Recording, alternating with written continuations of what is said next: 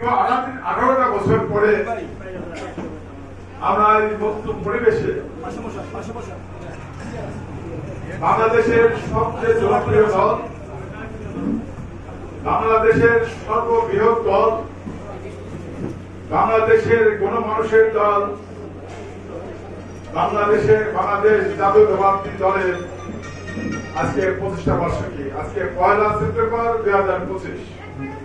আমরা একটা স্লোগান দিয়ে শুরু করি, শুভ শুভ শুভ দিন, শুভ শুভ শুভ দিন, শুভ শুভ শুভ দিন, স্বাধীনতার ঘোষক জিয়া, স্বাধীনতার ঘোষক জিয়া, স্বাধীনতার ঘোষক জিয়া, নেত্রী আছে নাকি রে?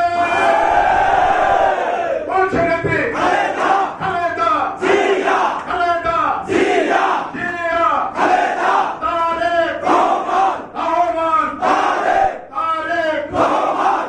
এই নামগুলো যখন উচ্চারিত হয় বাংলাদেশের পদে প্রান্ত হয়ে মানুষ কিন্তু হৃদয় ধারণ করে, নাম ধারণ করে মানুষ। আমাদের মমতাময়ী দেশ নেত্রী বেগম খালেদা জিয়ার নাম ধারণ করে আমাদের ভবিষ্যৎ রাষ্ট্রনায়ক তারেক অহংকার বাংলাদেশের সবচেয়ে আকাঙ্ক্ষিত ব্যক্তি জনাব তারেক রহমানের নাম যখন উচ্চারণ করে মানুষ খুব খুব শ্রদ্ধা ভরে এটাকে গ্রহণ করে। এইটাই বিএনপির সফল, এইটাই বিএনপির রাজনীতি, এইটাই সেই নেতার আদর্শে আমরা আলোচিত হয়েছে। আপনারা জানেন 1978 সালের 1 সেপ্টেম্বর আমাদের স্বাধীনতার ঘোষক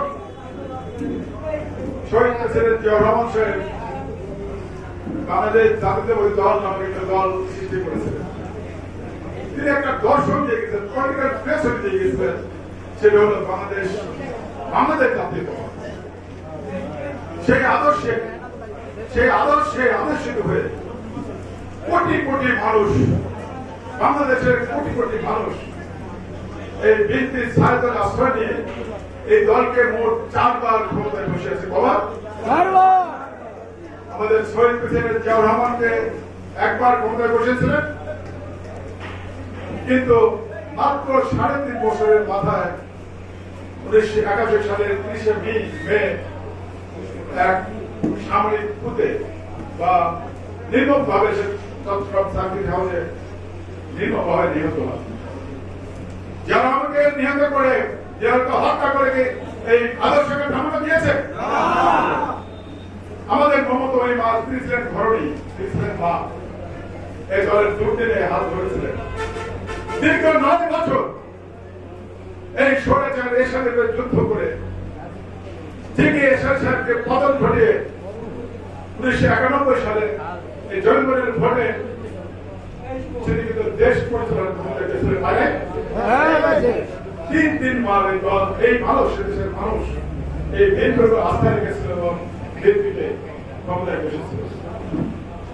বিএনপি যতবার ক্ষমতা এসেছে ততবার জনগণের পক্ষে কাজ করেছে, জনগণের ক্ষুধা নিবারণ করেছে, জনগণের শিক্ষার উন্নয়ন করেছে, স্বাস্থ্য করেছে, মৌলিক অধিকার সহ। আপনি বিশ্বাস করতে পারবেন না যে উন্নয়ন যেটা, আর্থিক উন্নয়ন যেটা, সেটা কিন্তু বিএনপির হাত ধরে।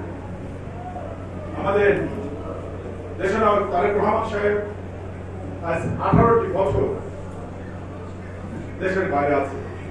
এই ফ্যাসিস্ট আওয়ামী লীগ এবং অন্যান্য দলের ষড়যন্ত্রের শিকার হয়ে উনি ওখান থেকে 17টি বছর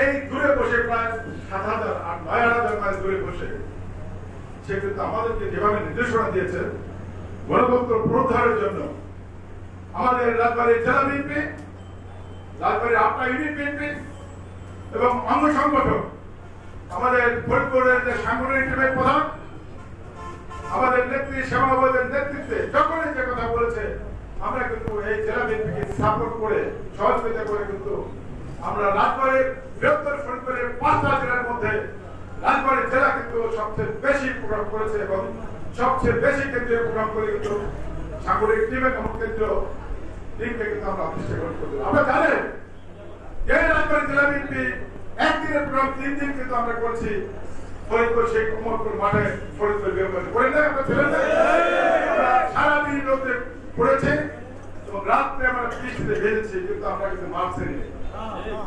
ওদের মনে আছে এটাকে ঐতিহাসিক কলন্দ মোড়, যেখানে কিন্তু আমাদের রোড মার্চ করেছিলাম বৃহত্তর ফরিদপুরে।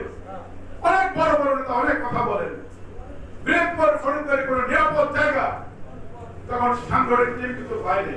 আমাকে রিকোয়েস্ট করেছিল, বলেছিল যে আসলাম ভাই আমার মনে হয়েছে যে সদর উপজেলা বিএনপির কলন্দ মোড়টা আপনাদের কন্ট্রোল আছে, আমরা হয়তো এখান থেকে নিরাপদে এই রোড মার্চটা শুরু করতে পারবো, সেটা যা হয় হবে।